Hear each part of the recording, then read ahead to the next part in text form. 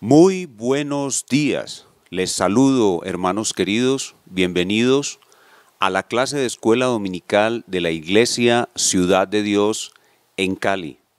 Tengo el gusto de invitarlos a esta enseñanza sobre la Confesión de Fe de Londres de 1689, muy necesaria para que estemos unidos y fuertes en la doctrina.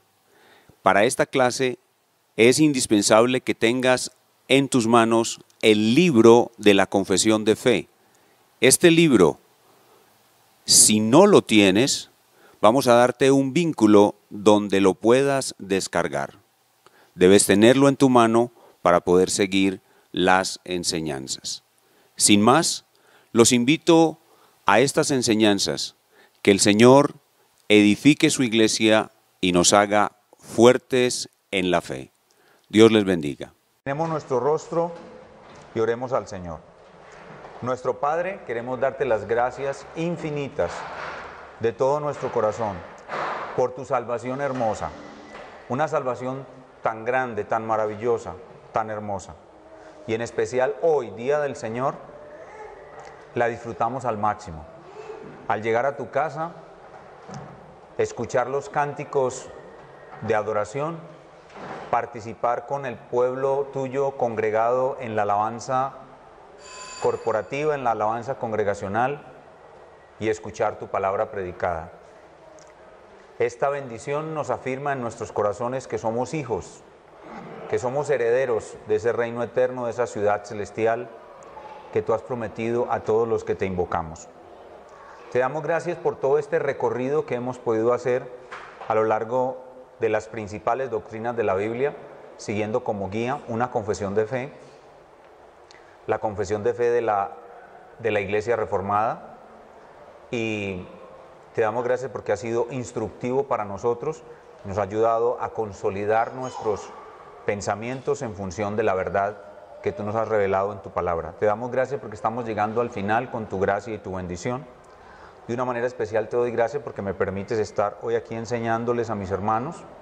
Me has permitido recuperarme un poco de mi salud y poder estar aquí compartiendo con ellos.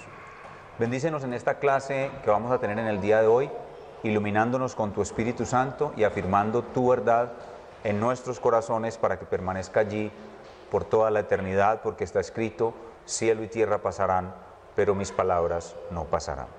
Ponemos pues nuestra clase en tus manos, en el nombre del Señor Jesús. Amén.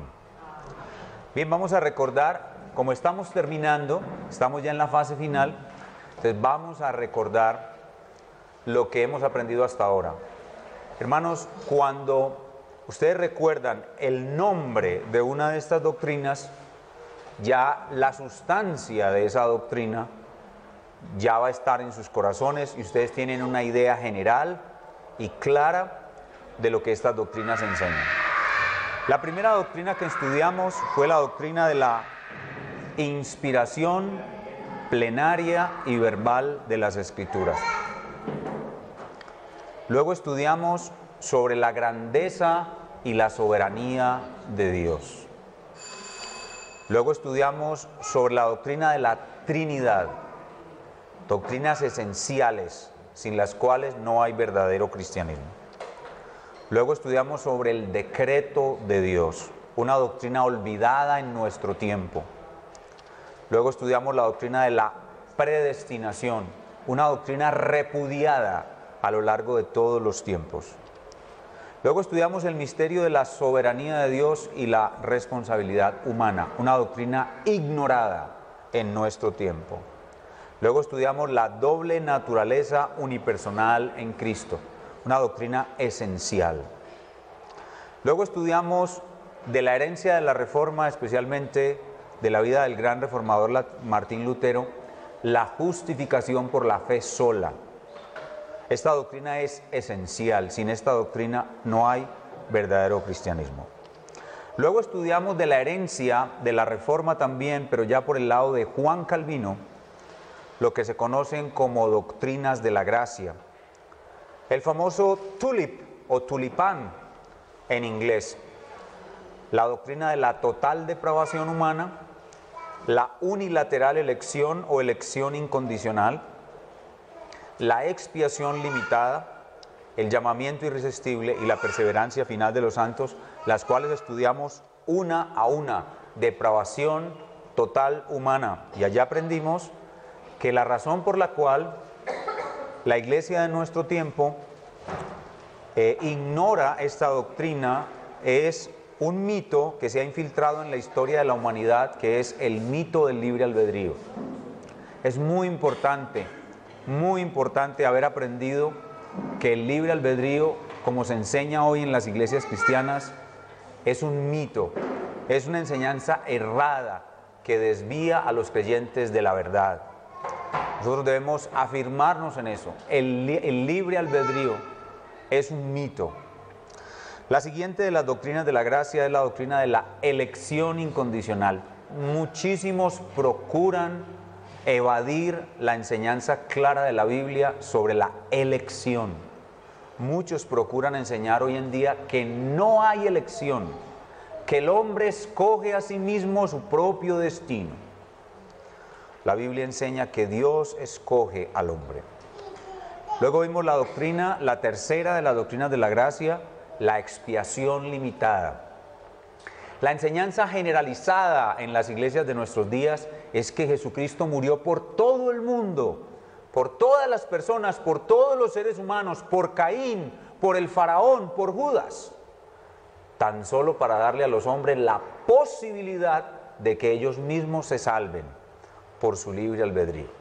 Contrario a esto, la Biblia enseña y la fe reformada enseña que Cristo murió de manera eficaz para salvar a aquellos quienes el Padre le dio, y no para hacer posible la salvación, sino para salvar eficazmente.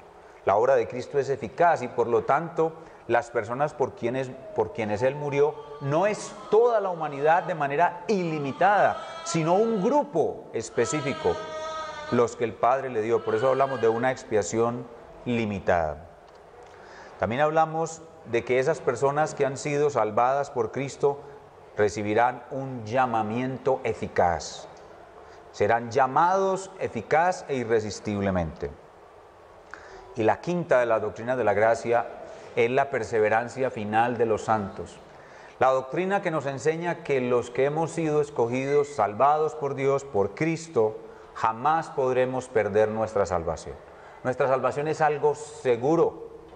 Y en nuestro tiempo, las personas que no son de persuasión reformada se burlan de nosotros citando esta frase, diciendo: ustedes son de los de una vez salvo, siempre salvo.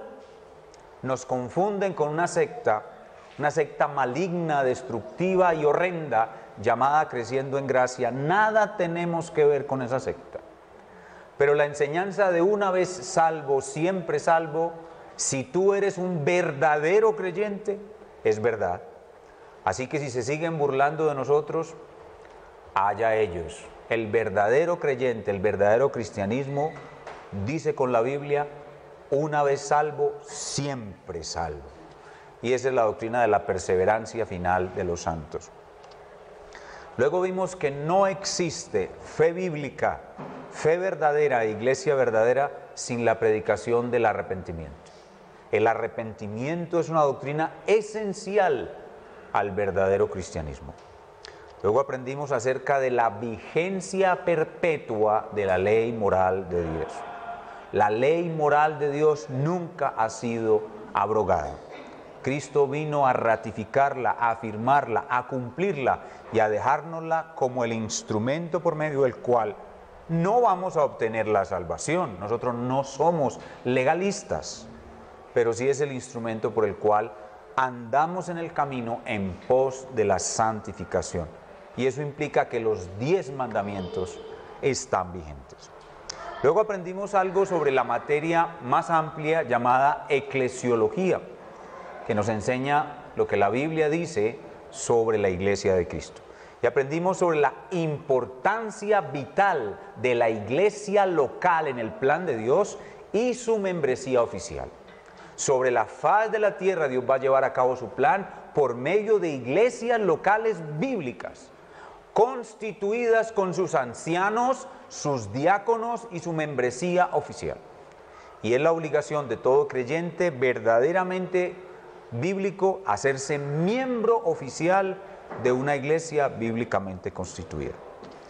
Aprendimos también como una doctrina fundamental que el gobierno de esa iglesia bíblicamente constituida lo deben ejercer una pluralidad de varones, una pluralidad de ancianos, varones, hombres, llamados por el Espíritu Santo, dotados por el Espíritu Santo, reconocidos por la iglesia, votados a mano alzada, votados en asamblea pública por la iglesia y luego ordenados por la imposición de manos de los ancianos ya constituidos.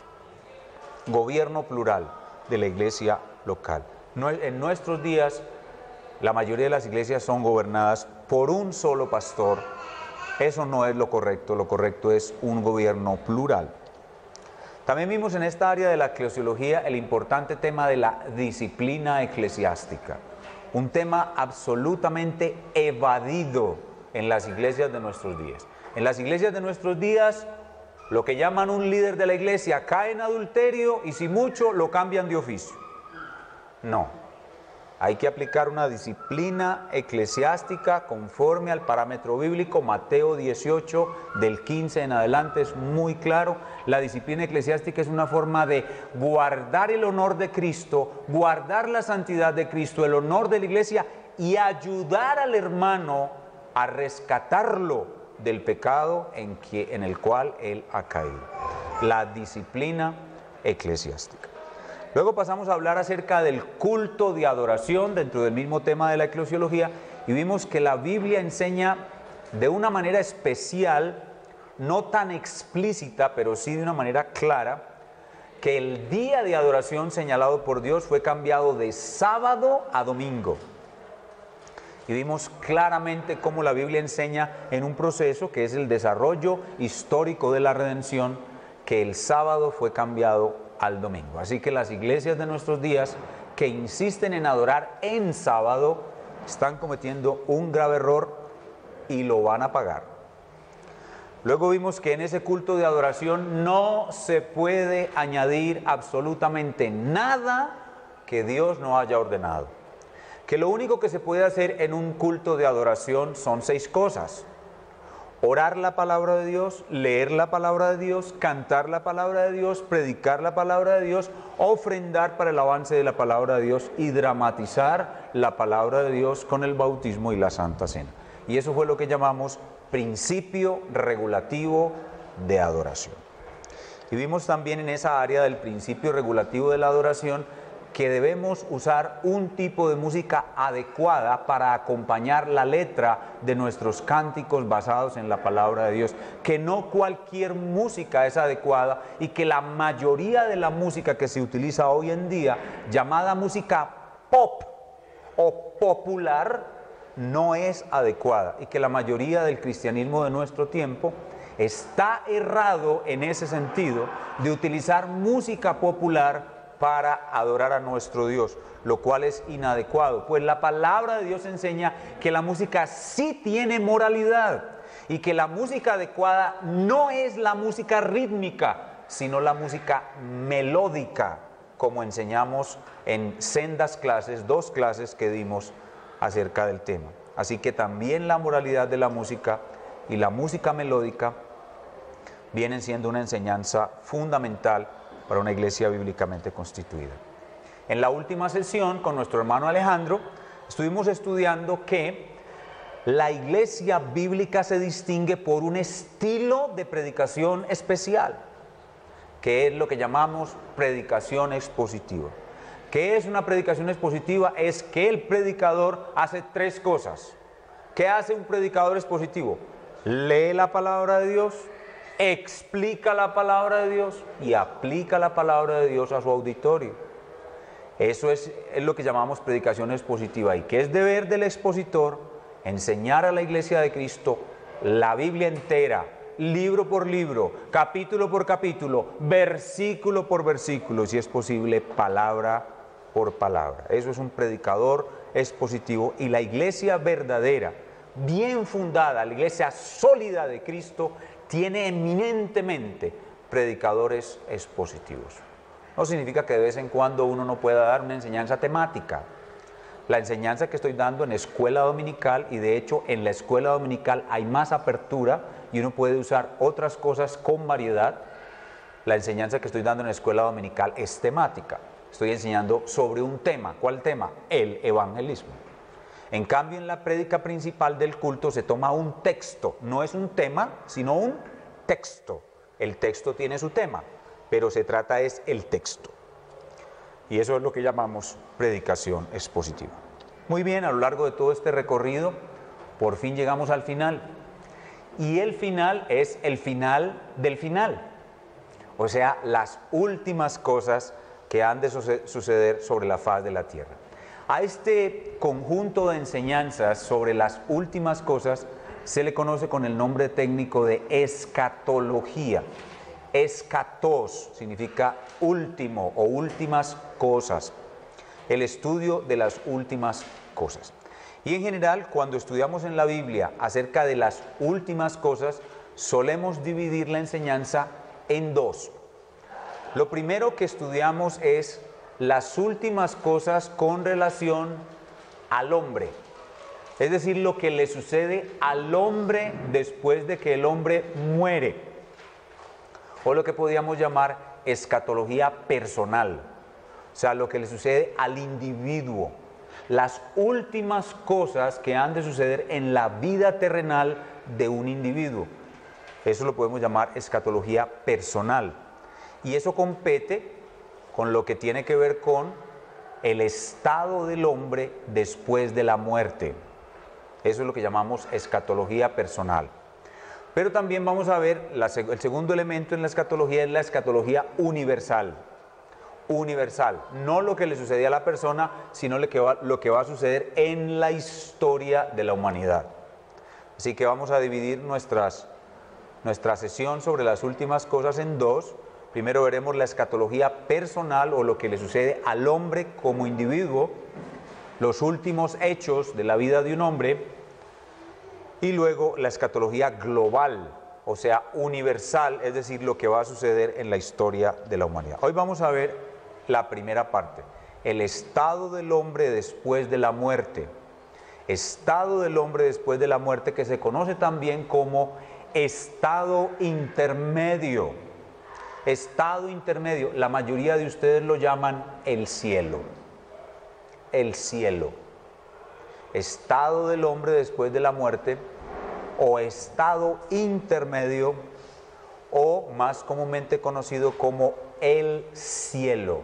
El cielo. Muy bien, vamos a ver la palabra de Dios, vamos a ir al fundamento bíblico. Vamos a mirar primero unos textos y luego vamos a sintetizar la enseñanza de esos textos en la declaración de la Confesión de Fe de Londres, que es la confesión de fe de los bautistas reformados. Vamos a abrir nuestras Biblias en Lucas, capítulo 23, versículo 43. Lucas 23, 43.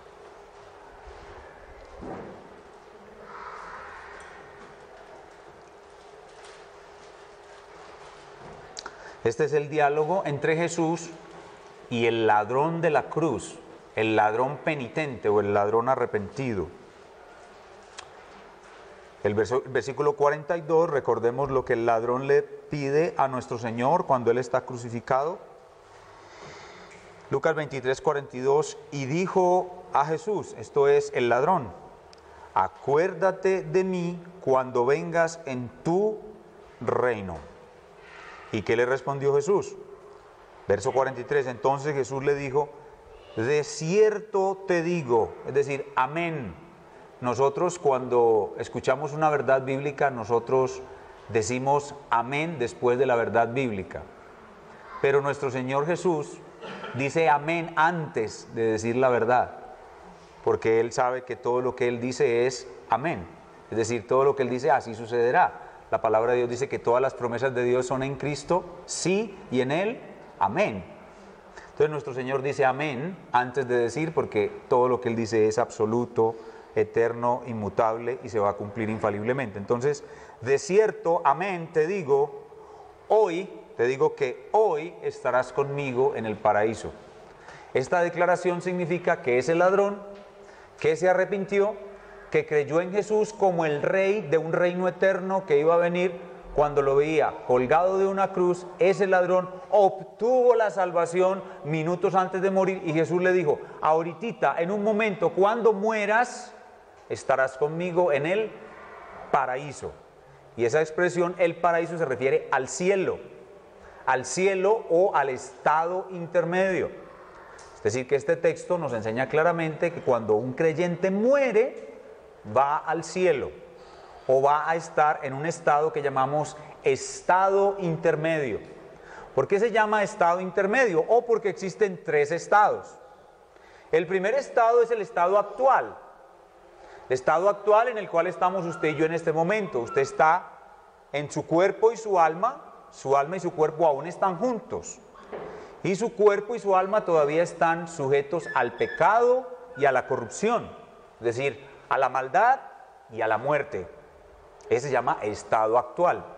Pero cuando a usted le sobreviene la muerte, su cuerpo y su alma se separan. Su cuerpo va al polvo de la tierra a descomponerse. Y su alma va al cielo. Y ese estado se conoce como estado intermedio. ¿Por qué? Porque hay un estado final. ¿Cuál es el estado final? El estado final se producirá cuando en su segunda venida el Señor Jesucristo, con su voz de trompeta, con su voz de mando y con todo el poder de Dios, Jesucristo hombre, llame a todos los muertos a resurrección. Entonces su alma, que estaba en el cielo, junto a Jesús, va a ser unida de nuevo en todos sus átomos, en todas sus células, al cuerpo que murió y que fue al polvo, el cual, en una forma perfecta, glorificada, perfeccionada, será unida de nuevo con su alma, y usted volverá a ser un hombre perfecto, una mujer perfecta, de carne y hueso, con ojos, pelo, uñas, hueso, músculo, tendón, venas, nervios, pies, manos, etcétera, etcétera, que pisa, que come, que suda. Bueno, no estoy seguro si suda, pero probablemente sí. Es decir, que cuando Dios restaure nuestro cuerpo, nuestra existencia humana continuará siendo en los límites que Dios le puso al universo que Él creó, los cuales son tiempo, espacio, materia y energía. Esas son las leyes que Dios le impuso al mundo que Él creó, y la naturaleza humana resucitada de todos los hombres va a estar sujeta de nuevo a tiempo, espacio, materia y energía. Y ese estado, ese es el estado final. El estado final es el estado de glorificación. Entonces son tres estados: estado actual, el que estamos; estado intermedio, el que viene después de la muerte, cuando el alma y el cuerpo se separan, el cuerpo va a la tierra para descomponerse, el alma va al Señor, al cielo; y estado final, cuando los muertos resuciten y la tierra sea creada de nuevo, y de nuevo haya un cielo, una tierra, y esa sea la morada de Dios con los hombres. Ese será el estado final o estado eterno. Vamos a 2 Corintios capítulo 5. 2 Corintios capítulo 5, versículos del 6 al 8. 2 Corintios 5, del 6 al 8.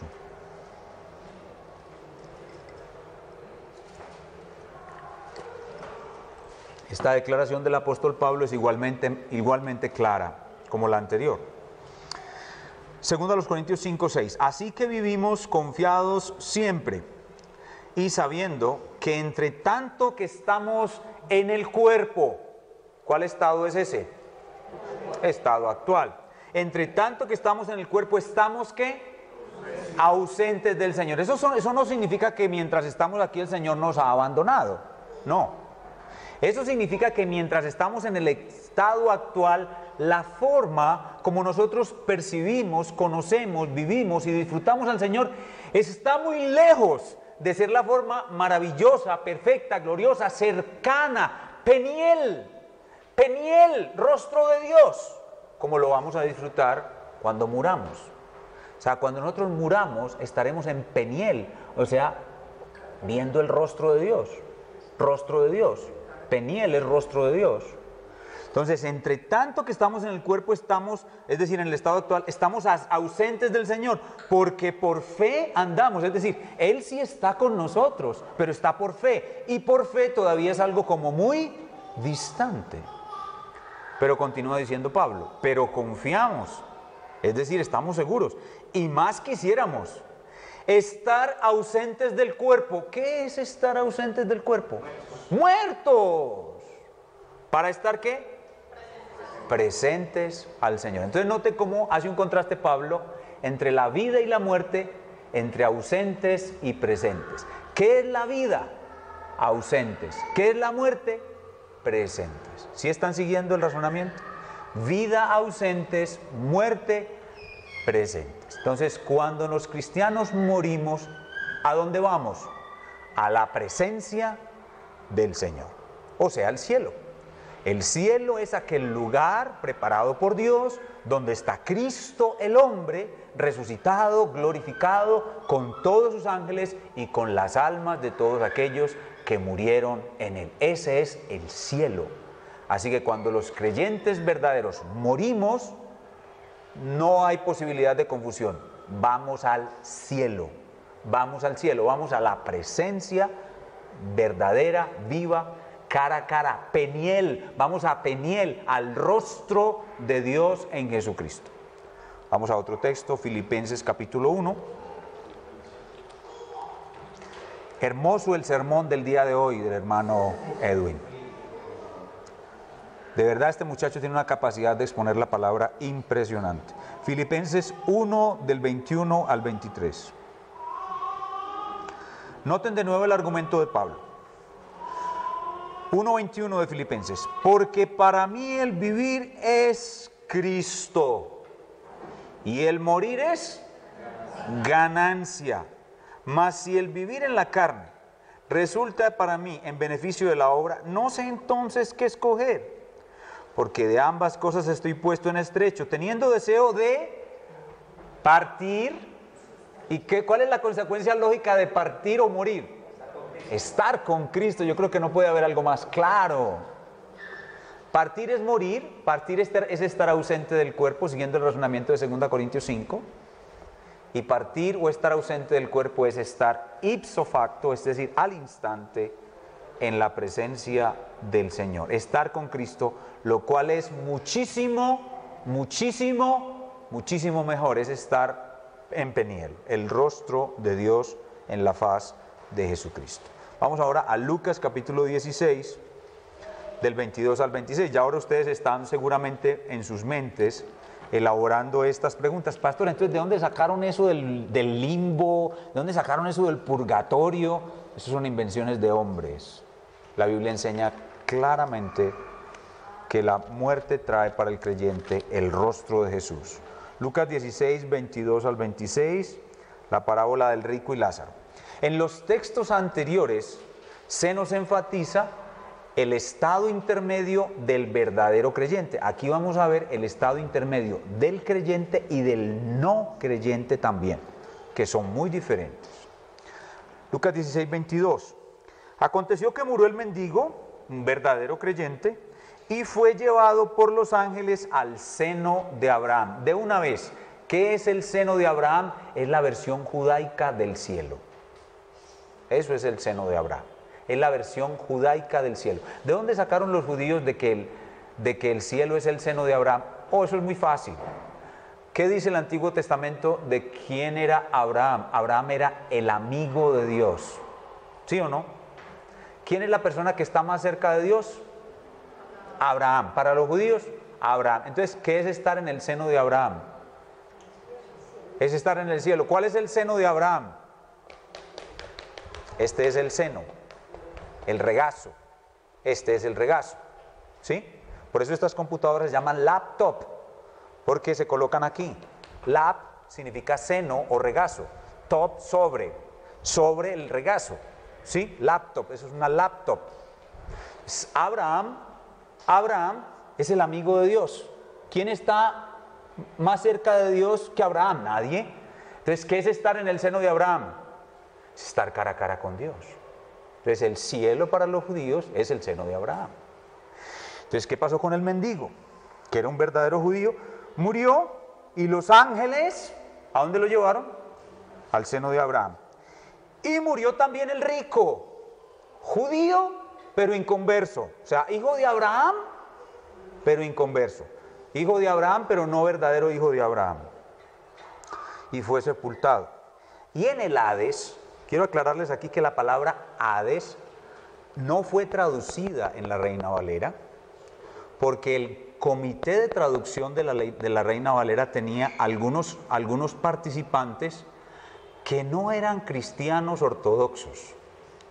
Y algunos de ellos se opusieron a traducir la palabra Hades y por eso la transliteraron. Es decir, que no la tradujeron, sino que la pasaron tal cual. Pero la palabra Hades puede ser traducida perfectamente infierno. Infierno. La palabra Hades significa infierno. ¿Dónde llegó el rico? Al Hades, o sea, al infierno. Y en el infierno alzó sus ojos. Se comprueba de que estoy diciendo la verdad por lo que sigue. Y estando ¿en qué? En tormentos. ¿A dónde va el alma a ser atormentada? Al infierno. ¿Ven? Y vio de lejos a Abraham y a Lázaro en su seno. Ya saben dónde estaba entonces el mendigo. ¿Dónde estaba? Aquí sentado. Estaba sentado en el seno. Como es el hijo de Abraham, como es el bebé de Abraham, entonces Abraham lo tenía sentado aquí. Pero al estar sentado en el seno de Abraham, estaba cara a cara con Dios, con Cristo, por supuesto.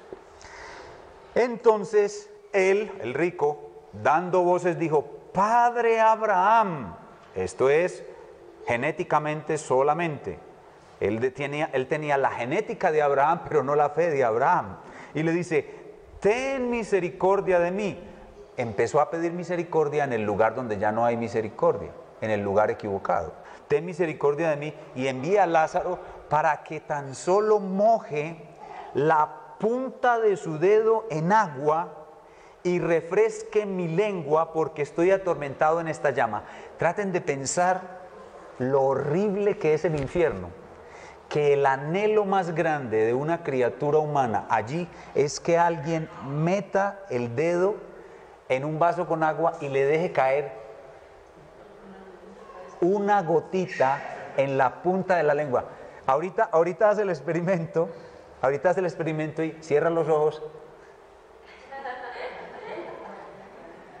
y se pone trate de degustar la sensación de experimentar una gota de agua en la punta de la lengua. ¿Cómo será de horrible el infierno que lo único que anhelan las almas allí es experimentar una gota de agua en la punta de la lengua? Ese es el estado intermedio de las personas que murieron sin Cristo, el infierno. Ahora, digo intermedio porque esas personas que están allá también van a resucitar y van a pasar a un estado final. ¿Cuál será el estado final de esas personas?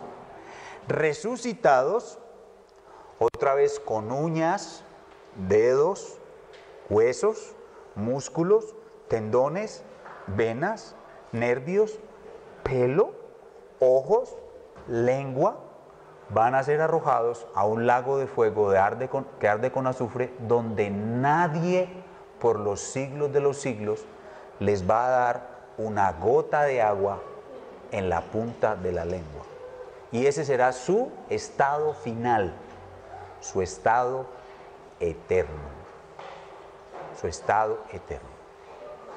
Tremendo, ¿no? Tremendo, pero eso es lo que enseña la palabra de nuestro Dios. Vamos a concretarlo de la siguiente manera. El verdadero creyente, al morir, va a gozar inmediatamente de Peniel, rostro de Dios, cara a cara con Dios, viendo el rostro de Cristo. El no creyente va inmediatamente, ¿a dónde? Al tormento eterno. Aparte de estos dos lugares, la Biblia no conoce ningún otro lugar para las almas desprovistas de su cuerpo después de la muerte. Los autores de la Confesión de Fe de Londres de 1689, estudiando estos textos, vierten esta declaración de la siguiente manera: los cuerpos de los hombres vuelven al polvo después de la muerte, número 1, y ven la corrupción, pero sus almas, que ni mueren ni duermen, teniendo una subsistencia inmortal. Es decir, el hombre muere, pero su alma nunca muere. El alma de los seres humanos es inmortal. A mí los niños con frecuencia me preguntan que si los perritos van a ir al cielo. Los perritos no van a ir al cielo, pero en cielo nuevo y tierra nueva sí va a haber perritos. Pero no el perrito que tuviste en tu casa, otro perrito, cuya alma, las almas de los animales hoy en día no son inmortales, las almas de los animales son mortales. Cuando un perrito muere, sencillamente deja de existir. No pasa así con un ser humano. Los seres humanos fueron creados por diseño de Dios inmortales. Las almas de los seres humanos nunca mueren, sino que teniendo una subsistencia inmortal, inmediatamente mueren o vuelven inmediatamente a Dios que las dio, o van al tormento eterno.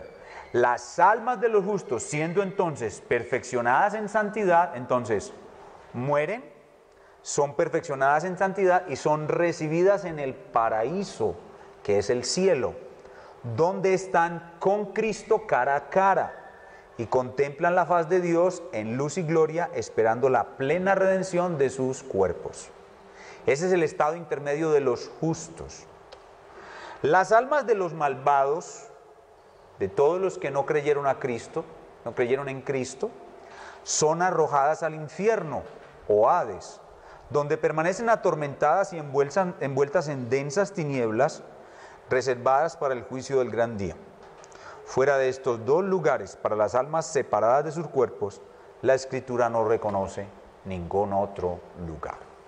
Hermanos, es así de sencilla la enseñanza sobre el estado intermedio, pero son muchas las preguntas que surgen. Yo me he adelantado a algunas de esas preguntas y vamos a tratar de resolverlas, además de las muchas otras que ustedes al final de la clase me irán a hacer. No tengo respuesta para todas porque la Biblia no es clara en muchas cosas. La Biblia nos da información suficiente, pero no exhaustiva. Primera pregunta entonces: ¿no hay purgatorio? No hay purgatorio. La idea sola de un purgatorio es absolutamente blasfema, porque eso significa que la obra de Cristo no fue eficaz. ¿Sí? Entonces, no hay purgatorio. Segunda pregunta: ¿qué es el cielo? Espero de que lo que he dicho hasta aquí ya ustedes puedan entender qué es el cielo, pero déjenme resumírselo brevemente. El cielo es un lugar físico, real e intermedio, donde está Cristo, los ángeles y las almas perfeccionadas de los creyentes. Eso es el cielo. Pastor, entonces, ¿dónde está el cielo? ¿Está entre Marte y Plutón? ¿O está en la galaxia Andrómeda? Como usted dijo que es un lugar físico, hermanos, yo no sé dónde está el cielo. Así de sencillo, ni nadie sabe. La impresión que yo tengo es que a pesar de que es un lugar físico, no está en la estratosfera, ni en el cosmos, ni en las galaxias. La impresión que yo tengo es que se trata de otra dimensión, que al morir pasamos a otra dimensión, y en esa dimensión es donde experimentamos ese lugar físico llamado el cielo. Ahora ya viene la otra pregunta: ¿hay tiempo en el cielo? ¿Hay tiempo en el cielo? Vamos a leer Apocalipsis capítulo 10, versículo 6. Apocalipsis 10, 6.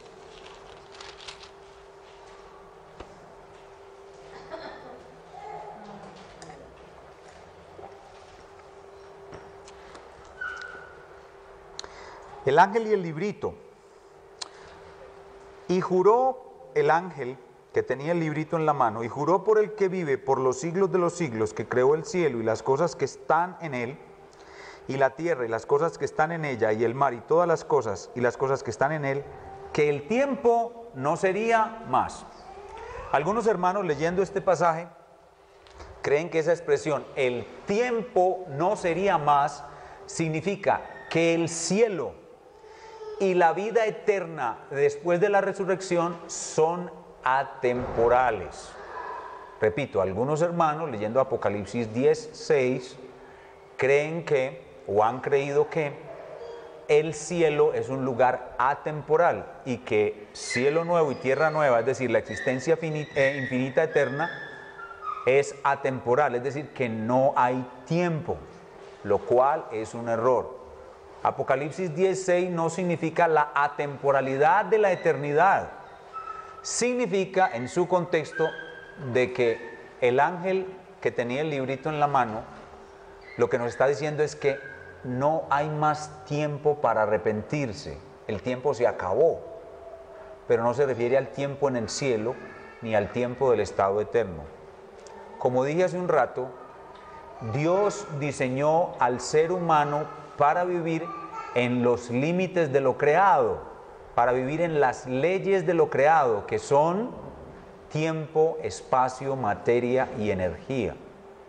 Y eso entonces indica que hay tiempo en esta vida, hay tiempo en el cielo y habrá tiempo en la vida venidera. Hermanos, si sacamos al hombre de la experiencia del tiempo, ya no es hombre. El hombre fue creado con el tiempo. El hombre fue creado para vivir en el tiempo. El único que puede estar más allá del tiempo es nuestro Dios. De resto, todos nosotros estaremos siempre ligados a la experiencia del tiempo.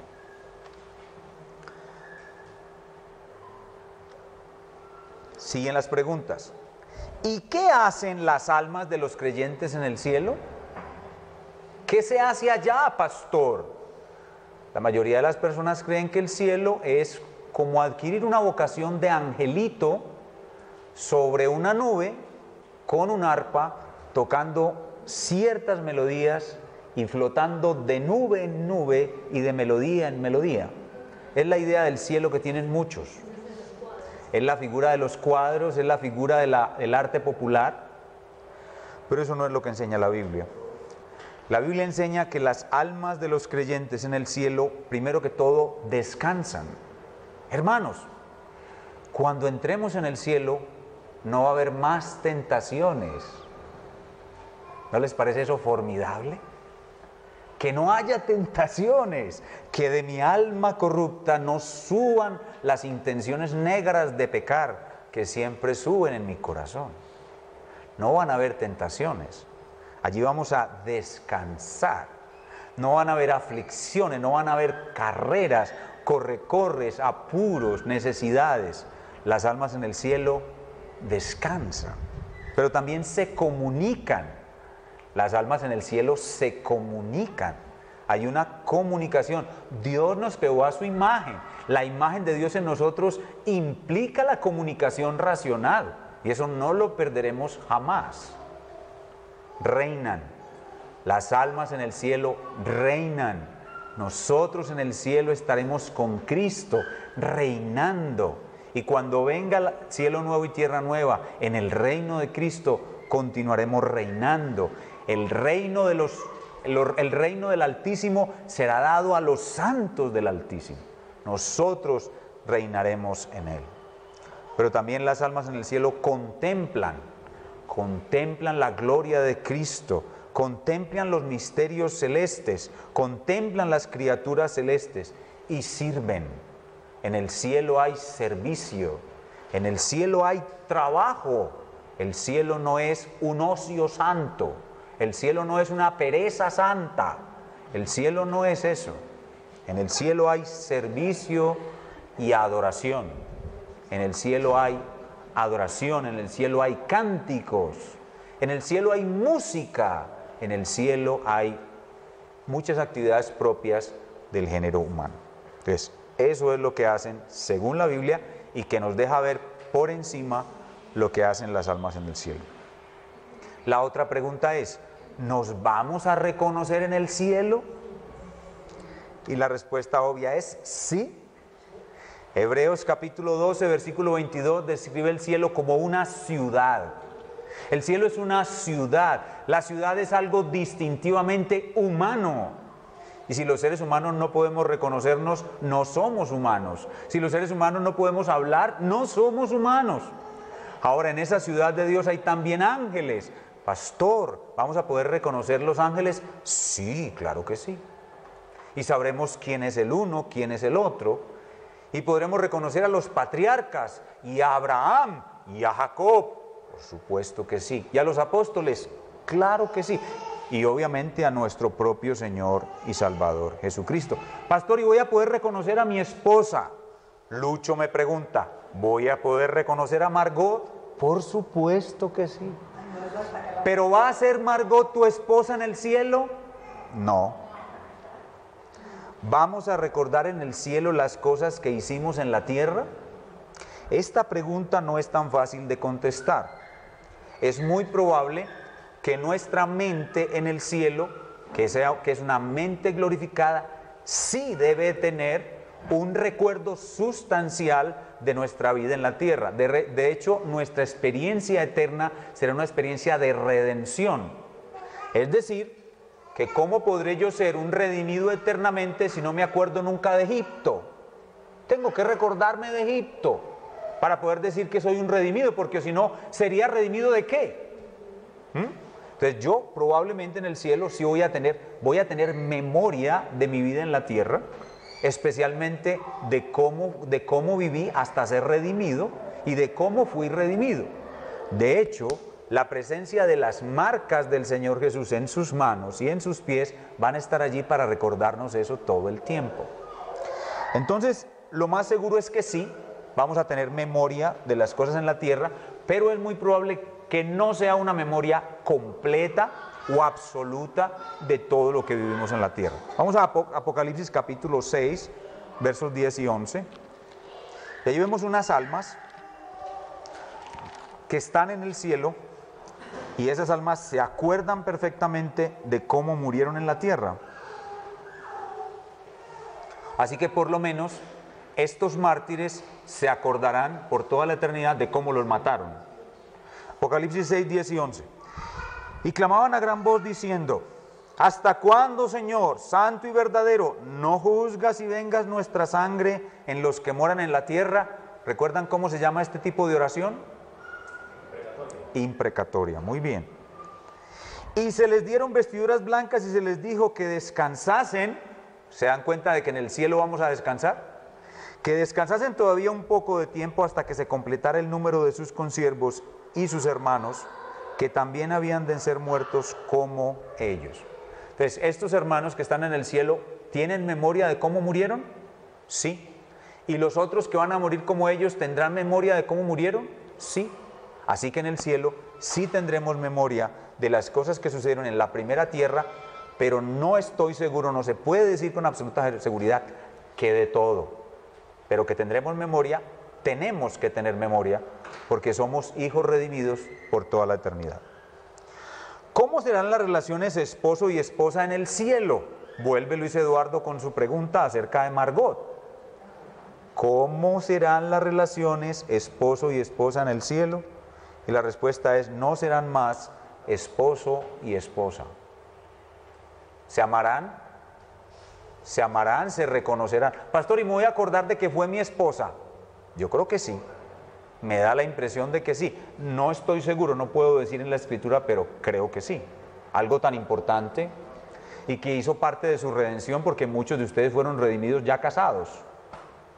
Yo creo que sí. Yo creo que sí vas a recordar que ella fue tu esposa, pero la vas a amar con un amor totalmente diferente. Con un amor perfecto. Con un amor muy distinto al amor con que la amaste aquí. Es decir, el amor romántico, el amor emocional, aquel elemento vital de la relación entre esposo y esposa va a desaparecer por completo. Lo mismo que las relaciones íntimas. Ustedes recuerdan lo que dijimos en Cantar de los Cantares, que es el matrimonio. El matrimonio es un gran símbolo. Y cuando los símbolos o las imágenes son reemplazadas por el cuerpo que produce esas imágenes, ¿Qué pasa con esos símbolos? ¿Se necesitan o no se necesitan? Los símbolos desaparecen. Cuando yo le digo a usted, mire al frente, no mire nada adelante de usted, sino que mire al frente este dedo. Usted puede ver la sombra del dedo, pero si yo le digo, mire el dedo, ¿qué pasa con la sombra? Desaparece por completo, ¿verdad? Así sucede con el matrimonio. El matrimonio es un símbolo. Así que cuando estemos en cielo nuevo y tierra nueva, todo lo que el matrimonio simboliza desaparecerá. Por esa razón, se reconocerán en el cielo, pero no serán más esposo y esposa en el cielo, sino que su relación será totalmente diferente. Será una relación fraternal en un amor muy superior al amor que tienen hoy como esposos. Siguiente pregunta. ¿Es completa la felicidad de las almas que están en el cielo? Con base en lo que he dicho hasta aquí, ¿qué creen ustedes? ¿Sí o no? ¡No! Porque falta la resurrección. El ser humano fue creado para ser, escuchen bien esto, no se les olvide, esto hace que muchos hermanos tengan una visión distorsionada de lo que es la vida espiritual. Hermanos, para ser hombres tenemos que tener hueso, músculo, tendón, venas, nervios, sangre. La felicidad del hombre es ser distintivamente humano. Y en el cielo somos almas descarnadas, o sea, almas sin cuerpo. No puede ser feliz. De hecho, vayan conmigo otra vez a Apocalipsis 6. Y veamos lo que esas almas están pidiendo. Desde el verso 9. 6:9 de Apocalipsis. Cuando abrió el quinto sello, vi bajo el altar las almas de los que habían sido muertos por causa de la palabra de Dios y por el testimonio que tenían. ¿Qué significa que estas almas estaban bajo el altar? ¿Qué representa el altar? ¿El altar es un símbolo de qué? De Cristo. Hebreos capítulo 13 dice que nuestro altar es Cristo y que los sacerdotes del tiempo presente, o sea, los sacerdotes judaicos, no tienen derecho a ofrecer en ese altar. El altar judaico es distinto a Cristo, que es nuestro altar. Estar bajo el altar es estar en Cristo, estar bajo la presencia de Cristo, bajo la salvación de Cristo, en la presencia de Cristo. Se supone que ahí la felicidad es perfecta, pero estas almas están pidiendo algo que muestra que aún no está completa su felicidad. Clamaban a gran voz diciendo: ¿hasta cuándo, Señor, santo y verdadero, no juzgas y vengas nuestra muerte, nuestra sangre de los que moran en la tierra? La felicidad completa se hará cuando Cristo haya ejecutado justicia, se haya vengado de los adversarios que los mataron y con ello traiga Jesús para ellos un cuerpo nuevo. Cuando esas almas sin cuerpo entren en su cuerpo nuevo, la felicidad de ellas será perfecta. Así que en el cielo no es la felicidad perfecta.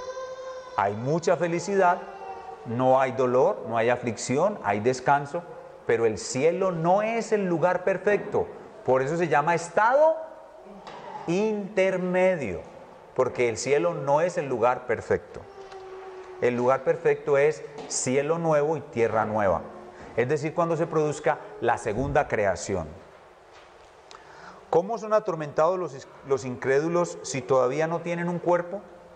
Pastor, ahora que usted estaba haciendo la descripción del rico en el infierno, en el caso del rico y Lázaro, usted habló de la punta de la lengua, pero ¿cómo es atormentado ese señor, el rico en el Hades, si todavía no tiene lengua? Porque él murió.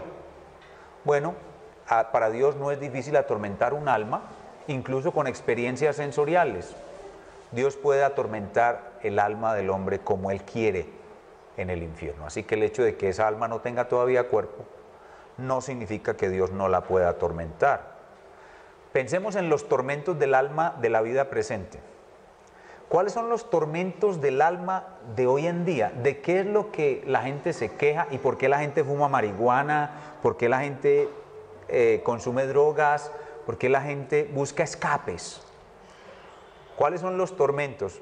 Porque se sienten mal, porque sienten ansiedad, porque sienten depresión, porque se sienten minusválidos, o sea, tienen minusvalía. Esos tormentos van a estar allá en el infierno. El infierno va a ser como una depresión profunda e incurable. O sea, si alguna vez usted se ha sentido deprimido, imagínese sentirse deprimido eternamente. Eso es lo que Dios hace con el alma sin cuerpo, la atormenta. La culpa, piensen por ejemplo en la culpa. ¿Cómo describe la palabra de Dios la culpa? Algunos intérpretes creen que el gusano que nunca muere, del cual habla la Escritura, es la culpa. ¿Usted se imagina experimentando culpa de haber cometido un pecado por toda la eternidad? Es de esa manera que Dios atormenta el alma que no tiene cuerpo. ¿Qué es la doctrina del sueño del alma? Algunos hermanos de otras iglesias, hay una iglesia de origen brasilero, no recuerdo ahora su nombre, pero es de origen brasilero, y los adventistas del séptimo día creen en la doctrina del sueño del alma. ¿Qué es la doctrina del sueño del alma? Es creer que cuando el hombre muere, entra en un sueño donde no está consciente de nada y solamente despierta el día de la resurrección para ver a Cristo. Eso se llama la doctrina del sueño del alma. ¿Está de acuerdo con lo que hemos visto en los pasajes que hemos analizado hoy, la doctrina del sueño del alma? No. Pero sin embargo, algunos cristianos creen eso. ¿De a dónde sacan los cristianos que creen eso, esa doctrina del sueño del alma? Es porque en la Escritura a la muerte se le llama dormir. Ustedes recuerdan cuando el Señor Jesús entró en la habitación de la niña, la hija de Jairo, y se burlaron de él, y él dijo, no, no está muerta, duerme. Esa expresión, duerme, hace que muchos crean que la muerte trae un sueño y lo llaman el sueño del alma. Pero la forma como el Señor Jesús y Pablo usan la palabra dormir para la muerte, no está queriendo enseñar que después de la muerte hay un sueño, sino que la palabra muerte ahí está siendo usada de una manera eufemística. Un eufemismo es una palabra fuerte cubierta por una palabra menos fuerte. La palabra fuerte es la palabra muerte y una palabra menos fuerte es la palabra dormir o sueño. Entonces, como la muerte ha sido vencida, los autores del Nuevo Testamento no aplican a los cristianos la palabra muerte, sino que dicen que los cristianos durmieron. Entonces no debemos confundir.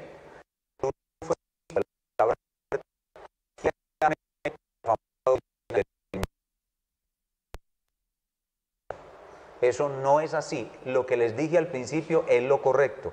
Cuando mueres vas a ver el rostro de Dios en Cristo. ¿Listo? Entonces no se dejen embolatar con eso de la palabra muerte, de la palabra sueño para referirse a la muerte. Los adventistas del séptimo día embolatan a la gente con eso, pero eso no es así. Si cuando yo muero no voy a ver a Cristo, entonces realmente la muerte no es lo que es para nosotros. Porque ¿qué sentido tiene estar dormido durante todo el estado intermedio hasta el día de la resurrección? O que me pierdo todos los deleites del cielo por estar dormido. No, yo voy al cielo a deleitarme, no a dormir. ¿Está claro? Bueno, la otra pregunta es sobre el seno de Abraham. Creo que ya expliqué qué es el seno de Abraham. Y finalmente, la última pregunta es, ¿cuál es el cielo del cielo? Es decir, ¿cuál es el lugar más hermoso del cielo? O sea, nosotros estaremos en el cielo y sin duda allí tendremos momentos hermosos y lugares hermosos. Tendremos una charla con Adán, otra charla con Eva. A propósito, los vamos a reconocer porque no tendrán ombligo. Tendremos una charla con Abraham, una charla con Pablo. Veremos cosas hermosas, miraremos la hermosura de los ángeles, el trono de Dios. Pero ¿qué será lo más hermoso? O lo que podemos llamar la experiencia más hermosa, o lo que podemos decir el cielo del cielo. ¿Cuál es el cielo del cielo? Es Cristo. Cristo es el cielo del cielo. estar con Él, a su lado, un momento a su lado, es el verdadero cielo. Cristo es el cielo del cielo. Como dice en el libro de Cantares, ¿quién es esta que sube del desierto recostada sobre su amado? Estar recostado en el pecho de Cristo, ese es el cielo del cielo. Lo demás será hermoso, pero lo más hermoso del cielo es estar cerca de Jesús. Y nosotros debemos pensar en eso cada día que vivimos en esta vida, porque dependiendo de cómo empleamos nuestro tiempo, nuestros talentos, nuestros recursos para vivir la vida aquí, estaremos o más lejos o más cerca del cielo del cielo. Así que necesitamos ser sabios, decirle: Señor, no me dejes distraerme con las vanidades de este mundo. Señor, no me dejes caer en pecado. Señor, dame la oportunidad de hablar de Cristo. Dame la oportunidad de discipular a alguien. Dame la oportunidad de plantar una iglesia. Dame la oportunidad de ser miembro de una iglesia. Dame la oportunidad de hacer una buena obra. Dame la oportunidad de morir al mundo, a sus placeres, a sus deleites. No me dejes extraviar por ningún engaño de este mundo, porque yo quiero estar en el cielo del cielo. Yo quiero estar cerca, muy cerca del Señor Jesús. Esta visión del cielo y de Cristo como el cielo del cielo va a hacer que nosotros seamos más santos y alcancemos un mayor lugar en cercanía a nuestro Señor. Y esta doctrina hermosa del estado intermedio nos ayuda a cumplir aquello que Pablo nos pide: poner la mira en las cosas de arriba, anhelar el cielo con su deleite y su descanso, buscar tesoros en el cielo, no en la tierra, correr una buena carrera mientras estamos en este mundo, no caer en pecado, no desperdiciar el tiempo, no dejar de hacer las cosas que Dios quiere que haga y tener un buen final, una buena muerte, morir bien, morir la muerte de los justos, no morir como un cobarde e inútil en el reino de Dios. Como aquellos que no quieren abandonar sus pecados, aquellos que persisten, que son cristianos y persisten en sus pecados: fornicaciones, masturbación, lengua chismosa, mal manejo del dinero, cosas que dañan su testimonio. Hermano, eso afecta su cielo. No muera la muerte del impío, muera la muerte del justo. Pero también nos debe llevar a tener una mente preparada para la aflicción, porque es imposible que entremos al cielo sin entrar primero en aflicciones. Como decía el predicador hoy, todos tendremos un peniel. Debemos hacer lo que Dios quiere que hagamos y debemos esperar que Dios nos dé un buen lugar en el cielo del cielo. Vamos a orar.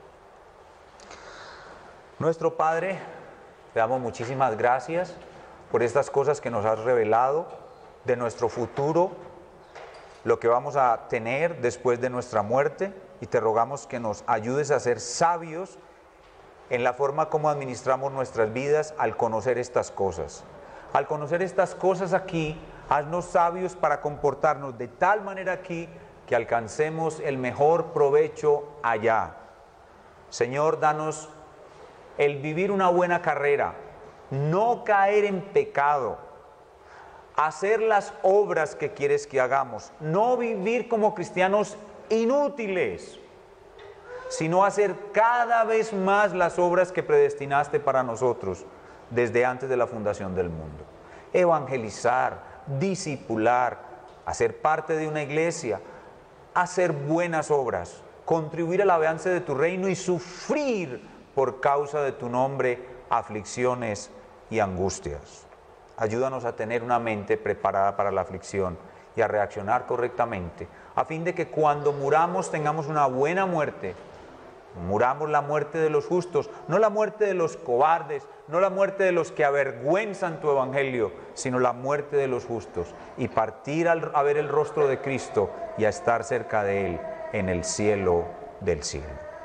Gracias, Padre, por esta motivación especial que esta visión del estado intermedio nos trae para el resto de nuestras vidas. En el nombre del Señor Jesucristo.